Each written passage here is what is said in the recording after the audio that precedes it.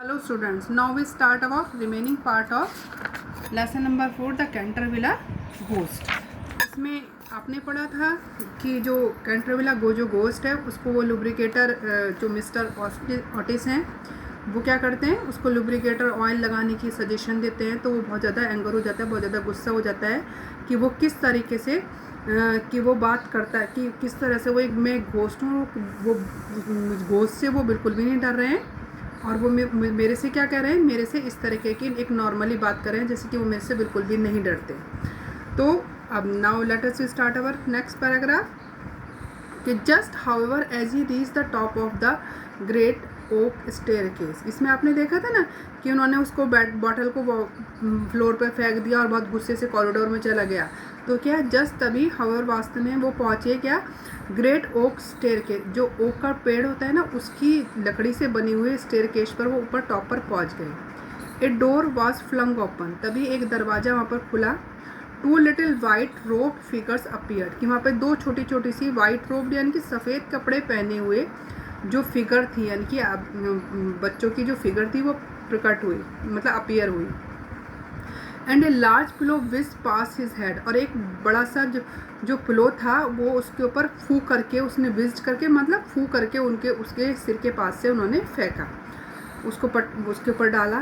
There was evidently no time be lost, कि there was वास्तव में कोई भी उस समय वो समय नहीं था लॉस्ट होने का, यानी कि समय नहीं था। तो so hastily adopting the fourth dimension of space as a means of escape, he vanished through the wainscoting and the house became quite quiet। तो क्या है, उन्होंने जल्दी से अडॉप्टिंग द फोर्थ डिमिनेशन, अब जैसे मनुष्य की जो मन होती है थर्ड डिमिनेशन तक होती है, यहाँ पर उन्होंने फोर्थ डिमिनेशन की बात करी है और इसकी आपकी वर्ड मीनिंग्स भी है इसमें आपके देखिए। फोर्थ डायमेंशन मतलब कि यहाँ पर a place which only ghost can access, एक ऐसा स्थान जहाँ पर केवल भूत जा सकते हैं, है ना। तो क्या है कि फोर्थ डिमिनेशन ऑफ स्पेस, कि वो अपनी फोर्थ डिमिनेशन पर चले गए, इनकी जो मनुष्य है वो थ्री डिमिनेशन तक जा सकते हैं और जो भूत हैं वो क्या है उनकी फोर्थ डायमेंशन होती है। तो वही चीज़ इसमें बताया गया है कि उन्होंने फोर्थ डायमेंशन तक स्पेस ऑफ वो बचने के लिए वो वहाँ गए। ही वैनिस्ड, और वो वहाँ पर गायब हो गया। वेन स्कोटिंग, एक लकड़ी की पेन पे, यानी कि उसमें बताया कि वो लकड़ी एक जो वुडन की पेन सीलिंग थी वो वहाँ पर गायब हो गए। And the house became quite quit, और जो घर था वो बिल्कुल शांत हो गया। On reaching a small street chamber in the left wing, he leaned up against a moonbeam to recover his breath and began to try and realize his position। तो क्या है कि on reaching A small secret chamber, कि अपने small secret chamber पर पहुंचकर in the left wing, उस left wing पर ही लीन अप अगेंस्ट ए मून बीम, वो झुक गया एक मून बीम, यानी कि जो चंद्रमा की रोशनी आ रही थी, किरणें आ रही थी, उसके ऊपर वो झुक गया। टू रिकवर हिज ब्रेथ, अपनी सांस को, अपनी ब्रेथ को कवर करने के लिए, यानी कि उसकी सांस फूल रही थी। And began to try and realise his position, और वो उसने कोशिश करनी बिगेन टू ट्राई, और उसने कोशिश करना शुरू करा और महसूस करना शुरू करा अपनी पोजीशन को।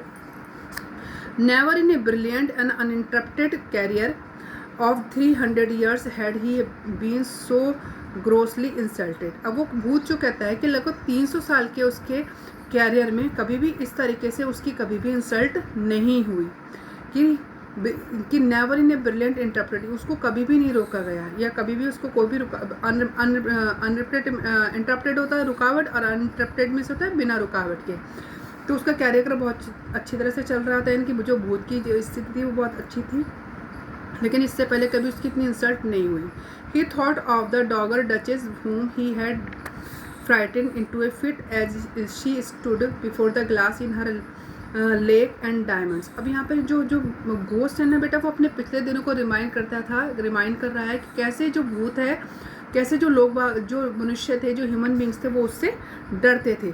लेकिन जो अब ये है वो क्या है, वो ह्यूमन बींग्स तो क्या है वो बिल्कुल भी यहाँ से उससे नहीं डर रहे हैं। तो वो अपने पुराने दिनों को याद कर रहा है कि कैसे एक डॉगर डचेस थी जो डर गई थी, है ना, into a fit as he stood before, जब वो शीशे के आगे खड़ी हुई थी अपने डायमंड्स को के उसको नेकलेस को पहनकर, है ना, तो वो क्या हो गई थी fit as to stood before, कि वो फ्राइटन बहुत ज़्यादा डर गई थी, है ना।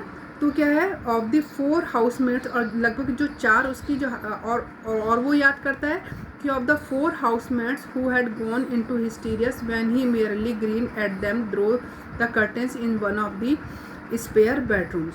तो क्या लगभग 4 जो नौकरानियाँ थी, जो हाउसमेट्स थी, वो हिस्टीरियस हो गई थी। हिस्टीरियस मीन्स मतलब कहने का मतलब, हिस्टीरियस का मतलब आपके उसमें दिया गया है कि अनकम्फर्टेबल, क्या है, ए फिट ऑफ अनकंट्रोलेबल टीयर्स, यानी कि उसके उनके बिना रुके आंसू आने लगे थे, यानी कि कंट्रोल न करने वाले आंसू आ गए थे। When he merely green at them through the curtains, जब वो उसने उसको ग्रीन किया था, यानी कि दांत दिखाए थे पर्दे के पीछे से, एक खाली बेडरूम से, कि खाली बेडरूम में पर्दे के पीछे जब उनको उसने अपने दांत दिखाए थे, तो वो क्या है, उसके बिना रुकने वाले आंसू निकल गए थे उनके।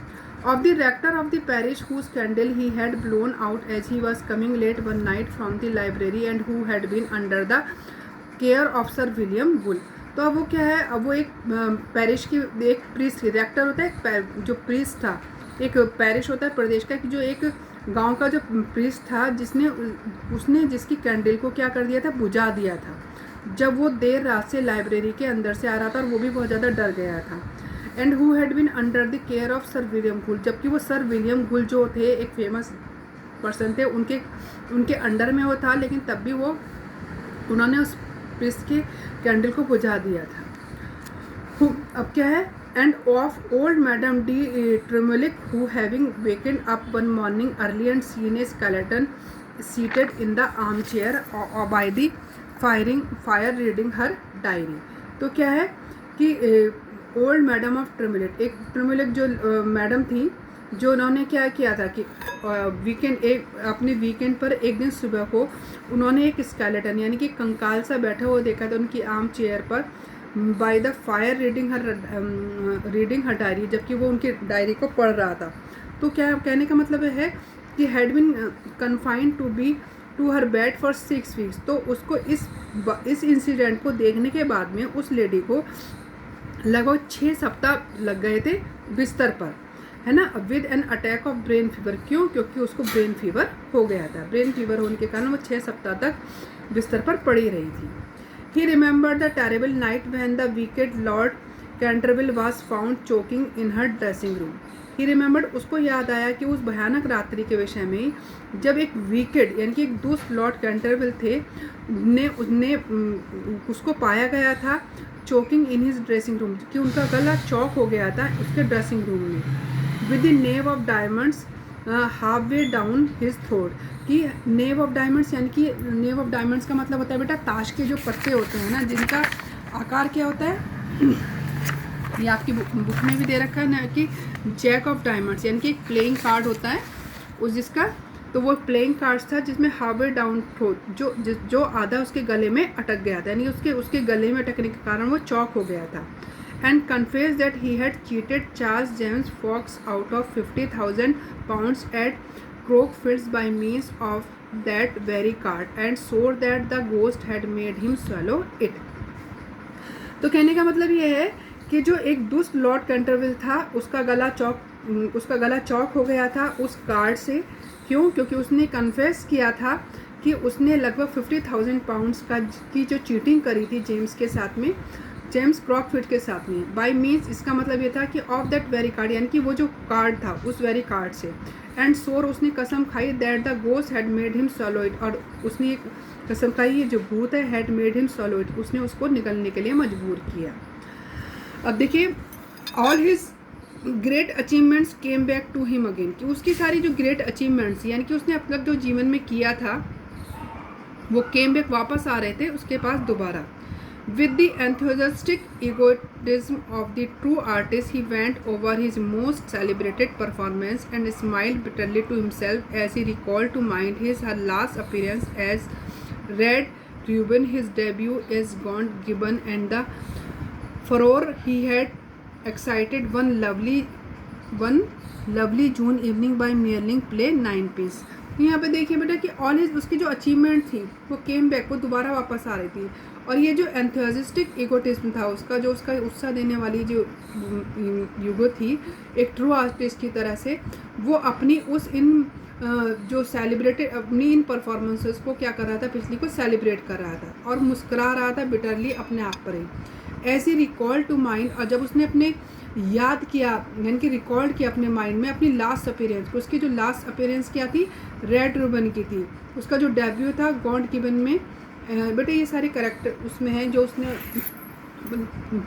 पार्ट्स हैं जो उसने प्ले किए थे। हिज डेब्यू था गॉड गिवन में and the for he had been excited one lovely June, और वो बहुत ज़्यादा एक्साइटेड हो गया था एक लवली जून की शाम को बाय मियर प्लेइंग 9 पिंस, जब वो खेल रहा था playing 9 pins with his own bones upon the lawn tennis ground की, जब वो ऑन बोन्स अपनी ओन बोन से अपनी हड्डियों से upon the lawn tennis ground में जब वो खेल रहा था। कहने का मतलब ये है कि वो अपनी सारी चीज़ों को वो क्या कर रहा था, रिमाइंड कर रहा था, याद कर रहा था कि वो कितना एक्साइटेड हो गया था एक बहुत प्यारी सी जून की शाम को बाय मियरलिंग प्लेइंग, जब वो प्लेइंग खेल रहा था 9 पिंस, उनका भी भूतों का कोई गेम होता होगा है ना, विद हिज ओन बोन्स अपनी हड्डियों से अपॉन द लॉन टेनिस के ग्राउंड में। And after all this, some wretched modern Americans were to come and offer him to rising sun lubricator and throw blows at his head। अब वो कहता है कि अब ये जो मैं तो इतना ज़्यादा वो था, और अब ये जो दुष्ट जो मॉडर्न अमेरिकन हैं यानी कि जो मिस्टर ओटिस हैं वो आए हैं और मुझे कह रहे हैं कि तुम अपनी चेन में सन लुब्रिकेटर को यूज़ कर लो और मेरे पर पिलो फेंक रहे हैं, यानी कि उनकी मेरे जैसे भूत को वो इस तरीके से सता रहे हैं। इट वॉज क्वाइट अनबेरेबल, ये बिल्कुल असहनीय है। बिसाइड्स इसके अतिरिक्त no ghost in history had ever been treated in this manner, क्योंकि इस कोई भी जो भूत है इस इतिहास में इतनी बुरी तरह से ट्रीट नहीं किया गया होगा जितना अब किया जा रहा है। Accordingly he determined to have vengeance and remained till day light in an attitude of deep thought. और वो क्या है, अकॉर्डिंगली इसके प्रकार उसने डिटरमाइन किया टू हैव वेनिगेंस, और वो बहुत ज़्यादा गुस्सा हुआ and remain till day light in attitude of deep thought, और वो गहन विचारों में खो गया उस दिन की रोशनी में भी वो बहुत ज़्यादा सोचने लगा। तो बेटा ये एक एक्सट्रैक्ट था कैंटरविला गोस्ट का, एक नॉवेल है, तो इसमें थोड़ा सा एक्सट्रैक्ट लिया गया था तो इसमें आपको पूरी तरह समझ में भी नहीं आएगा, तो एक एक्सट्रैक्ट था उसको मैंने पूरा कोशिश की है समझाने की। लेकिन यदि आपको कोई प्रॉब्लम होती है किसी पर अगर आपने then you consult me. Okay, thank you.